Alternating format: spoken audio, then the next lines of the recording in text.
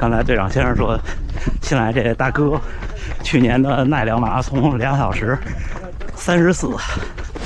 哎，大家伙早喽！5月31号，5月的最后一天，星期六，假期的第一天，是不是周末的第一天？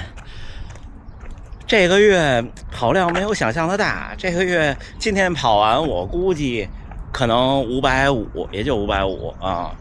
今天是平田先生的早训练，又带了水，这个水就是电解质粉冲的水，没有能量，就是电解质。但是它这电解质呢，肯定是为了平衡口感，有那么一点点糖。但是这么一瓶大概可能20-30千卡最多了。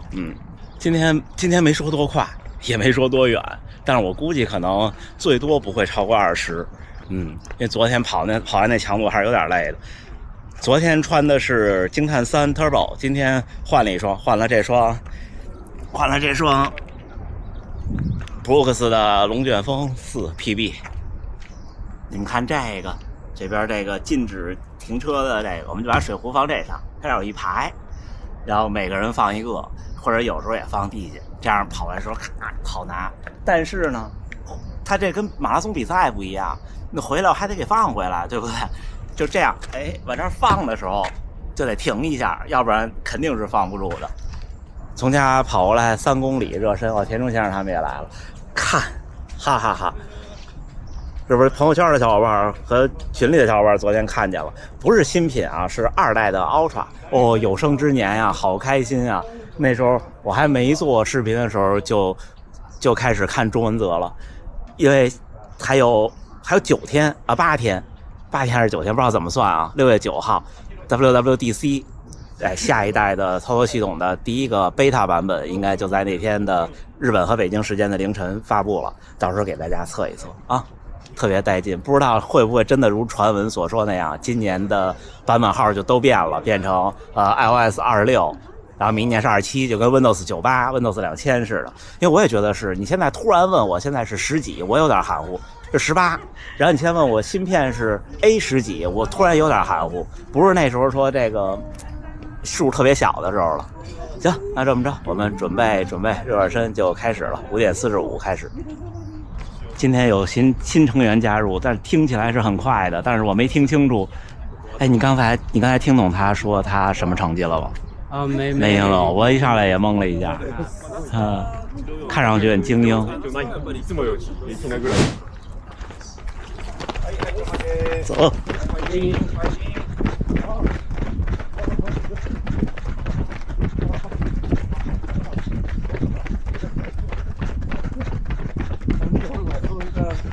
你这早上出来前吃东西吗？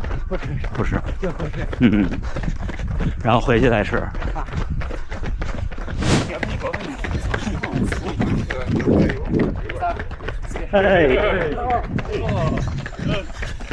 小伙伴们，我们已经马上10公里了。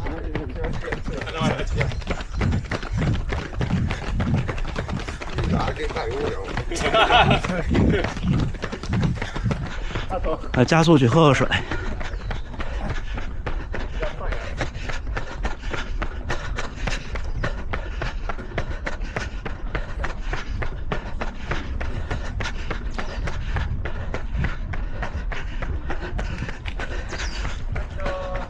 到。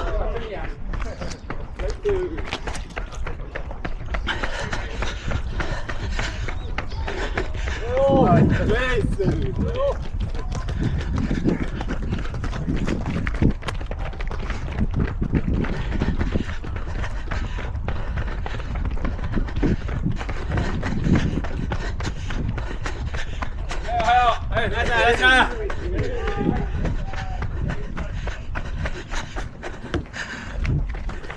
上1公里4分12。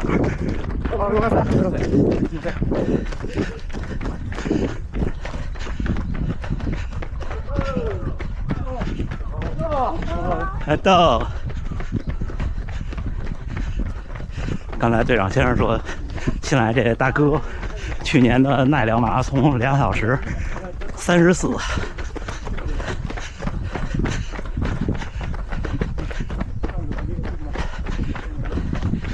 看着就不一样。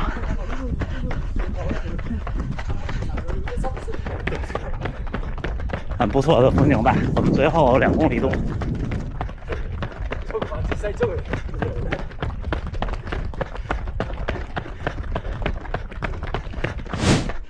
上1公里4分，最后1公里。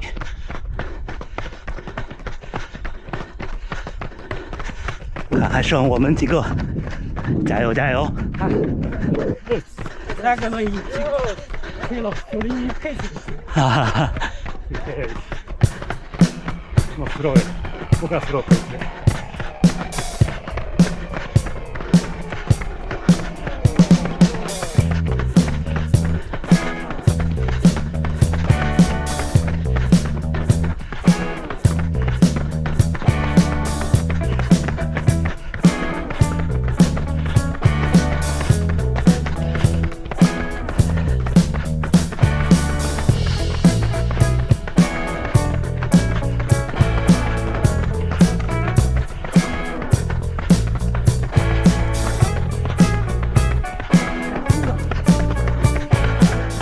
3分39，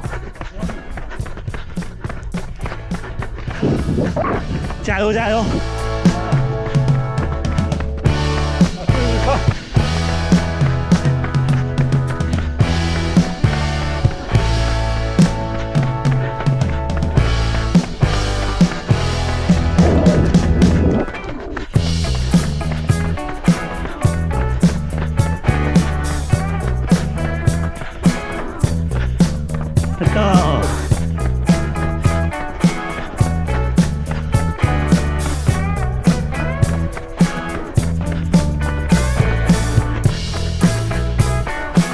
到，来自。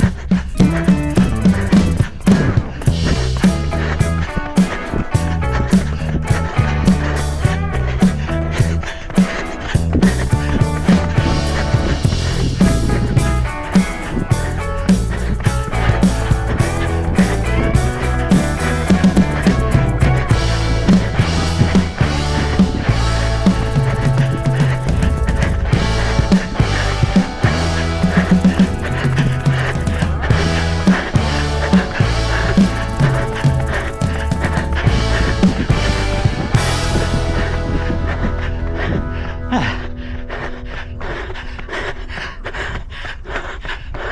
哎，3分22，最后冲到3分0几可能。啊，来自。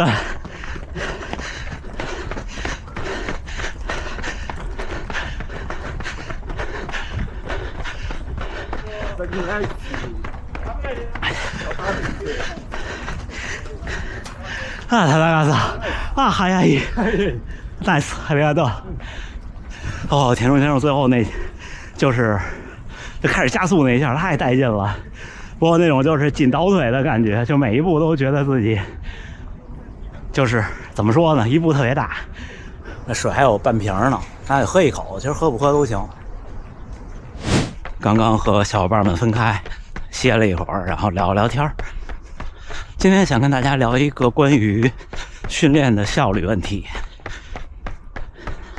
这点其实我没有什么发言权，我只能跟大家说我的经验和经历。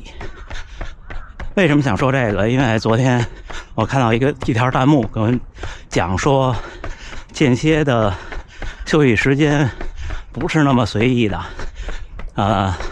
什么 R 还是什么 I， 反正我没看懂，应该长什么应该短，各种，我真没看懂。我不是说看不懂是对的，看不懂其实挺不开心的。我应该看得懂才对，我跑步这么多年了，说明我有知识漏洞。但是就是关于这个呀，我是这么理解。对我们普通人来说，训练效率固然重要，因为我们本身就是半路出家，谁都希望我练3年比你练5年效果还好，这个没问题。那怎么达成这个事情，我觉得得从2方面考虑。第一方面是你真实的训练效率，就是我每一堂课每一天的跑步都有很明确的目的，并且为了这个目的我定的这个训练，不管是长度、配速、间歇怎么跑、组数、间隔、长度这些，还有我要定到多少，都特别科学。那这样的话固然效率是高的，但是对普通人来说这个难度非常大，因为不是说课表不好，而是说它不一定都能适合你。就比方说你看很多运动员公开自己的训练数据，那按说你按照他那练，对吧，人家那多科学呀，但是他不是说都能符合每一个人。所以有的你看有训练营，有跑队，可能有专门的人花他的时间，用他的经验看到你，给你定一个可能很适合你的训练计划，对吧？这如果你要找到一个合适的、负责任的、有经验的人，并且善于总结和拓展的人，确实是可以帮到你的。所以那天我就想，如果万一有人找我说能不能给我定个计划呀，我可能不太敢，因为万一没定好有点尴尬，是不是？但是我的秘诀，带引号的秘诀，就是有的时候笨办法并不一定不能是一个高效的办法。对，我好久没有分享这句话，可能新观众都不知道我的这个观点，就是马拉松耐力运动是一个很公平的事情，很多时候它就是1分耕耘1分收获，你只要努力就有回报。这个回报不一定是横向的比较，可能你有1分努力，别人也有1分努力，他回报了2分，你回报了1.8分，这都没关系。但是现在我们活在这世界上，离开学校进入社会之后，这种事情其实是很少的，很多事情都是不是有努力就有回报，有积累就有效果的。所以我觉得有时候就跟那个说跑间歇你这休息时间要精雕细琢一样，我觉得真心没必要。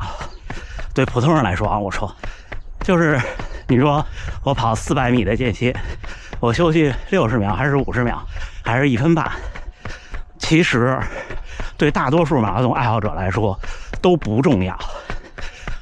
你们听李毅教练那期播客，李毅教练说的特别多的一个词，就是这些都不重要。没有什么事情是这一件事情就那么重要，是这某一件事的充分必要条件，并不是的。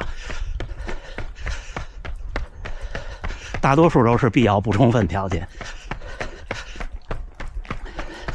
你说，比方说像我马拉松2小时38，我现在想跑到2小时35，行不行？我觉得行。需不需要严格到秒甚至10秒级别的间歇？我觉得不需要。我觉得我只要有勇气去每周跑一个顶到极限的间歇，就能跑进2小时35。我只要有勇气每2周跑一次有质量的长距离，我就有机会跑进2小时35。我只要有勇气在训练的时候多去付出，在最后一组的时候努力跟上田中先生。就像那天我们跑12个400，最后一个我说的是勇敢。你只要有勇气做这个，绝大多数普通人都能摸到自己的天花板。因为就像李丽教练说的一样，你普通人的天花板很低的，像普通人你跑到230，那就是大神中的大神，精英中的精英。但是在专业运动员眼里，那都不算什么。所以大多数普通人不需要那些科学的东西，而需要的是一个方向。就比方说，方向是什么？是马拉松，要以有氧为基础，要以速度为打开成绩的敲门砖，要遵循一个至少有一个基础有氧的量，要时不时的冲一冲速度。就跟我们吃东西一样，想健康的饮食就是什么都吃点儿，这就是方向。而普通人不需要什么呢？就像普通人减肥一样，不需要告诉你说吃8克的肉，10克的土豆，这样，他只需要告诉你说，哎，这一个餐盘，1份肉，1份菜，1份碳水，这盘有多大，就差不多了。对吧？这就是普通人和专业运动员之间的区别。很多人一到马拉松就老把自己想成专业运动员那样，但是其实真心不是的。像昨天的看了会员节目的小伙伴，我说跑姿也一样。你说，那你体操、芭蕾，就说体操吧，咱们都不用说普通人跟运动员之间比，你就说各国运动员之间，咱们来体操的比赛。或者跳水的比赛，谁都知道我跳成这样分高，我干成这样分高，我这动作应该怎么样？那为什么都做不到？因为它不是学出来的，它是练出来的。所以归根结底就是，我观察身边的人，越纠结那些东西的人，在行动上越是行动的矮子。越不纠结那些东西的人，越是行动上的巨人。你要是能做到两者兼顾，你就能获得更好的成绩。我其实是行动上的巨人，但是呢，在那些方面我欠缺，我有时候会更多的觉得勤能补拙，这也是我的缺点。这个缺点让我的进步可能不如别人那么快，因为大多数我身边认识的跑了10年、11年的小伙伴，大部分都比我成绩好，这是我要反思的地方。但是我再说一个观点，因为我跟马老师认识，关系很不错，所以我可以在节目里提一提，就是马老师的突飞猛进，不是因为袁大都的训练有多么的科学，我不是说袁大都训练不科学啊，而是说人家可以在周末的时候有一个团队一起跑高质量的渐加速，而且在我还没跑35的时候，人家就已经有40公里的训练。这个是科学训练，知道吧？而不是说告诉他说，你今天啊4分13的配速，1秒不能差，你要跑怎么样，或者你今天这心率158，上下不超过2下，那都不现实，是不是？有时候会被误解，人家说这个黑影说的不对，他就老跟人说埋头干，不是这样的。我也没有埋头干，我这月应该就跑了548公里，我不补那2公里了，今天早晨就这样了。我说的更多的一句话是：激进不要冒进。我们的训练，不管是训练也好，养伤也好，什么也好，都是螺旋上升的，不是一直往前走，一直往上干，不是这样的。我说的是说，在你决定干的时候，比方说今天是个强度课，你真的要不要纠结那10秒或者那5秒？我觉得这个是不是那么有必要？你只要有勇气站在强度课的起点，你只要有勇气在最后一组顶上去，你就成功了，你就有效果。你这效果可能不如专业运动员那些专项训练对他们帮助那么大，但是就算你有那种课表，没有专项运动员的积累和天赋和从小奠定的基础，那都是没有那个效果的。这是我说的真心话。包括你可能没有那种选材没有经历过那种选材，你没有那么强的恢复能力。那恢复能力也是很重要的一部分。如果你没有那个恢复能力的话，你照着那个练，比方说，就像上次咱们说的超量恢复，人家按那个课表练，能实现能达到刺激，能实现超量恢复，对吧？讲道理。但是呢，你按那个强度练，就对应你的强度啊，咱不是算他的配速，按照对应你的同样的强度，比方你练也是阈值，也是这么大强度，但是你的身体恢复能力达不到。比方你40岁，比方我40岁和20岁小伙子比，那可能人家能超量恢复，能提升，那我就变成了我恢复不了，我就接着下一次，我就变成了受伤，是不是？所以就是不管有没有高人指导，都得自己琢磨自己。就像李毅教练说的，运动员也要对自己有足够的思考和了解。行，训练后再聊。哎，小伙伴们，5月31号星期六清晨7点27训练结束，跑了22公里，平均配速4分24，其中有15公里是跟大家一起的集体跑，按照4分15起跑，最后的1公里冲刺，最后冲到3分左右，3分多一点可能。其实今天我如果跑24公里的话，就正好是550公里，但是其实也没到600。然后我就在想，这也是我没凑的那2公里。对，今天可能不凑了。看下午直播，估计也没有慢跑的时间。今天下午营造了一个新的直播环境，到时候咱们看看新的背景。然后我家附近那儿新开了个店，你们看，张家卷凉皮儿，我没吃过，新开的。行吧，今天跟大家聊聊我对训练的一些观点。我觉得我们的训练中，尤其是越往后练，就越需要思考，这个确实是对的，没有问题。但是呢，对普通人来说，很多时候会容易不是这边偏一点，就是这边偏一点。在更多思考的时候呢，也不要忘记自己日复一日的这些努力奠定的自己现在的能力和成绩，在这个基础上多思考是特别好的。我这个夏天的课题也是多思考，多提升自己训练的，我不敢说训练的效率，但是更好的去明白自己每天每一个训练的目的，可能是一个不错的起步。行吧，那最后还是祝大家能努力生活，健康平安。咱们下午直播间再见。